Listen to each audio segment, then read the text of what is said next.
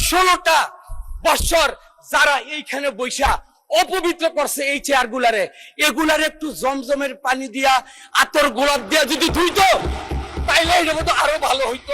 বক্তা মোহাম্মদ কামরুজ্জামান, মুন্সিগঞ্জ 3, আপনার সময় 7 মিনিট। রহমানুর রহিম, রব্বি জিদনি ইলমা।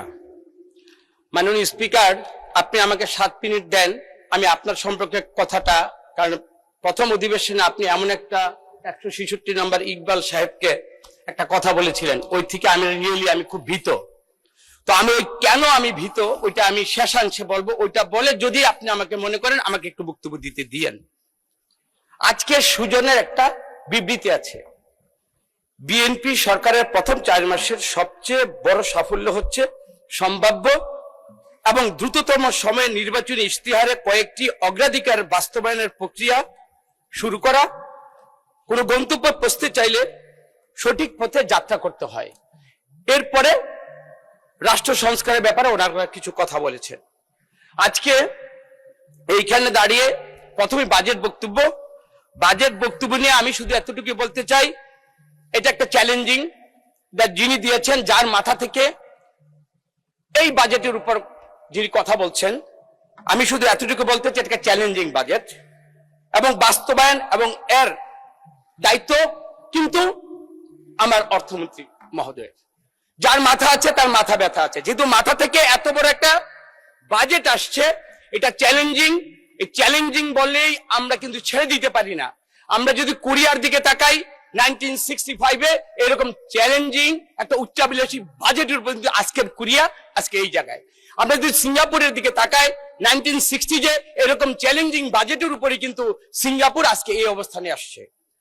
আমার বিরোধী দলের আজকে প্রথম আলোতে আরেকটা সংবাদ এসেছে, জনাব ইলিয়াস আলী সহ 100 জনের খুনের সাথে জিয়াউল হাসান জড়িত। এই সংসদের মাধ্যমে বলতে চাই, আমি যখন লুনাকে দেখি, আমি যখন মিষ্টিকে দেখি, আমি যখন তুলিকে দেখি, আমার সামনে যখন আমি হাম্মামকে দেখি, ওপাশে যখন আমি ব্যারিস্টার আরমান এবং এই যে শফিকুল ইসলাম মাসুদকে দেখি, আমাকে ইলিয়াস আলী গুম হওয়ার পরে 4 দিনের মাথায় আমাকে গুম করা হয়েছিল। আমি দেশ টিভির টক শোতে ছিলাম, আমাকে ওইখান থেকে নিয়ে গিয়ে বলেছিল তুই ইলিয়াস আলীকে ফেরত দে। আমাকে পরের দিন ডিবি অফিসে এক মহিলা, ওই মহিলাকে সাথে কিছু ককটেল দিয়ে আমাকে রিকভারি দেওয়ার জন্য আমাকে ওইখানে ট্রায়াল করা হয়েছিল। এবং আমার উপর যে নির্যাতনটা হয়েছিল, মাননীয় স্বরাষ্ট্রমন্ত্রী, আপনি মনে আছে, আপনি মহসিন হল 360 নম্বর রুম, আমার 356 নম্বর রুম। স্বৈরাচার এরশাদ ল ডিপার্টমেন্টে আপনাকে যখন রক্তাক্ত করেছিল, আমরাই কিন্তু আপনার ছোট ভাই হয়ে আপনার পাশে দাঁড়িয়েছিলাম। আজকে আল্লাহ আপনাকে স্বরাষ্ট্রমন্ত্রী বানিয়েছেন।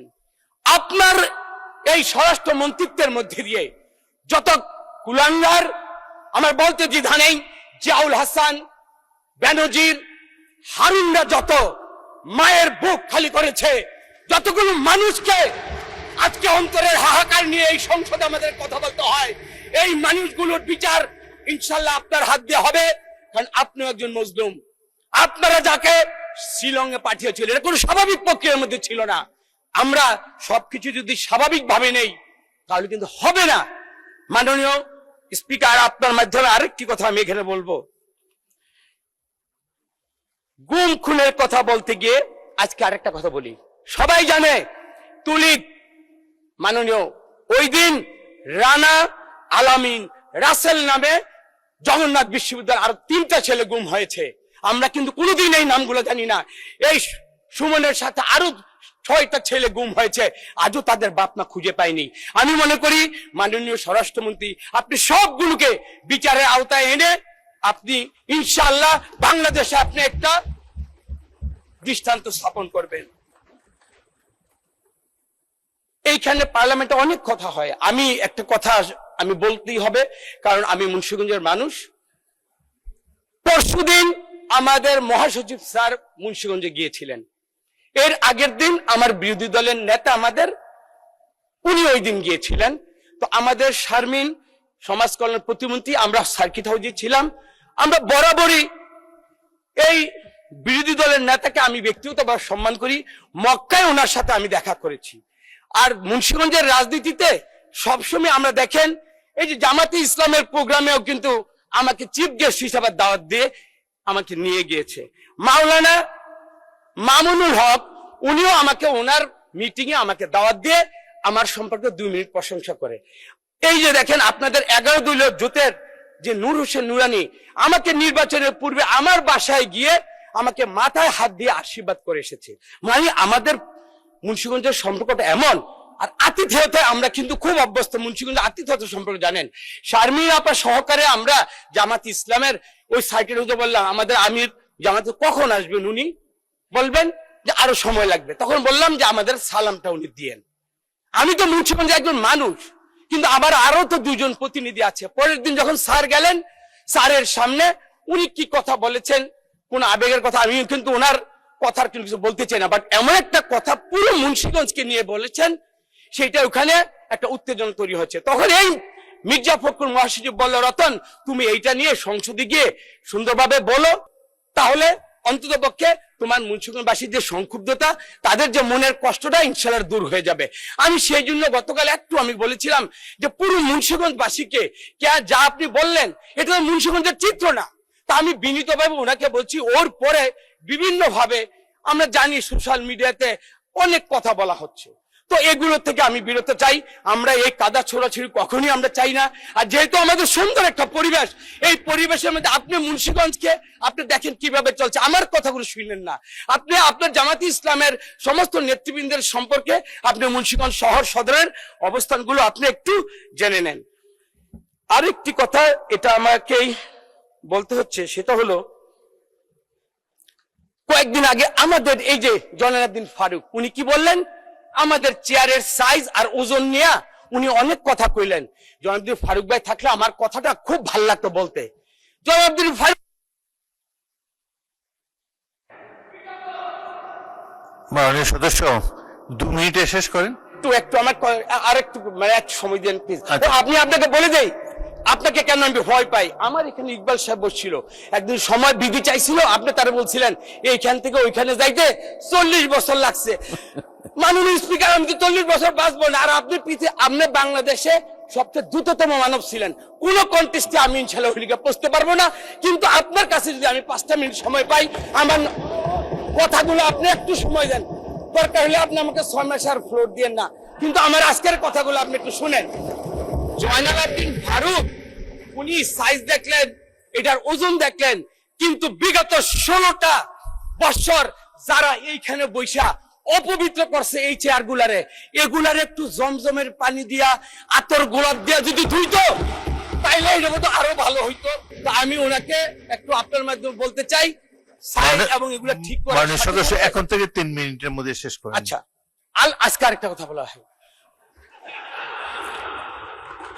এইখানে প্রায়শ একটা কথা বলা হয় কি,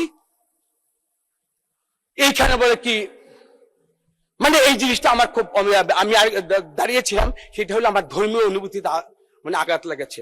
কোরআনের একটা আয়াত আছে, এই কোরআন আয়াতটা কেন বলি, ওনাদের পাশে বসছি তো, এই আলেম আমাদের সোহবতে থাকলে এই বাতাসে বাতাসে 2-1টা কথা আমি ইনশাআল্লাহ বলার চেষ্টা করি। বিসমিল্লাহির রহমানির রহিম, ওয়ালাকির রাসূলুল্লাহি ওয়া খাতামান নাবিয়্যিন ওয়া কানা আল্লাহু বিকুল্লি শাইইন আলিমা। আল্লাহর মনোনীত কে? আল্লাহ।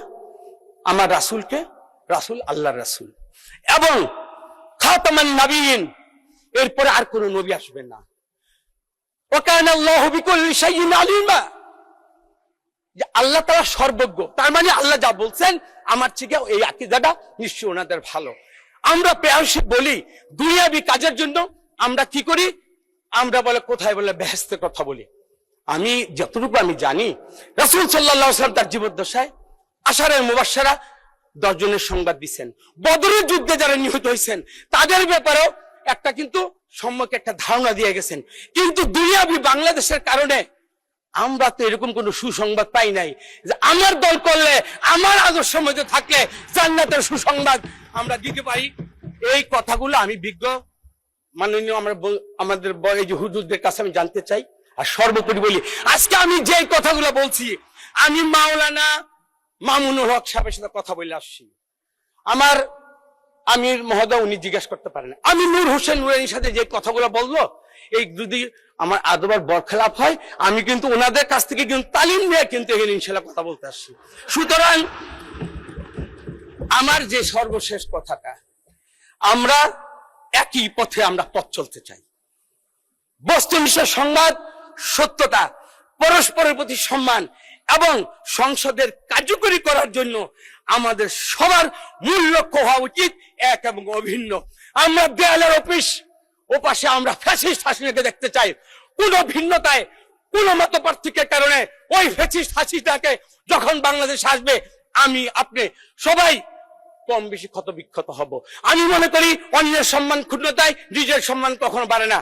সম্মিলিত হলে আমরা দাঁড়িয়ে থাকবো, বিভাজিত হলে ধরাশায়ী হব। 2 দিন আগে আমরা, 2 দিন পরে আপনারা। সুতরাং আমরা বাংলাদেশের মানুষ, বাংলাদেশকে নিয়ে বাঁচতে চাই, স্বাধীন সার্বভৌম এই সংসদকে নিয়ে আমরা বাংলাদেশকে আলোকিত বাংলাদেশ করতে চাই। মাননীয় স্পিকার, আপনাকে ধন্যবাদ।